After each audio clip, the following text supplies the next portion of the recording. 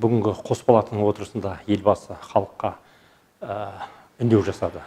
Бұл үндеудің басым бағыты біздің Қазақстан халқының экономикалық әлеуметтік жағдайын жақсарту барысында болды. Бұндағы басым бағыттар негізі 5 сала бойынша айқын бағыт берілді. Оның ішіндегі енді ең бастысы кәсіпкерлікті дамыту.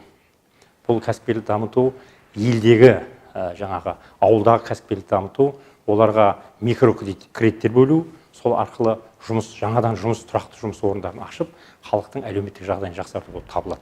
Соның ішінде білім саласына да, денсаулық саласына да, мемлекетпен жеке әріптестік құру аясындағы үлкен жұмыстар жасалу керек екенін нақты атап айтып өтті.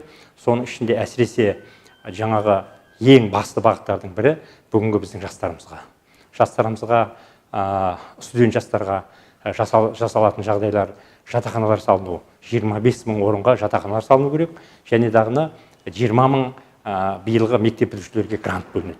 Осының барлығы осы біздің жастарды қолдау, білімді ұлт мақтанышы болатын болса, осы ертеңгі біздің күнімізге, осы ертеңгі біздің жаңағы жастардың болашағына бұл үлкен даңғыл жол деп түсінеміз.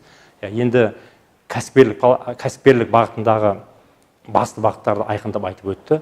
Ол мына мемлекеттің мойнында тұрған жаңағы көп деген ғимараттарды, колледждер бола ма, денсаулық саласы бола ма, оларды жеке кәсіпкерлерге беру, мемлекетпен жеке әріптестік құру. Бұл өте тиімді жағдай деп өзім ойлаймын. Өйткені ары қарай осы мемлекеттің жаңағы бюджеттік жаңағы бағытта отырған мемлекеттен жаңа бюджетке бөлінетін ақшаның бөлімі азаяттағыны кәсіпкерлерді ары қарай өз жұмыстарын жасайтын болады деп ойлаймын.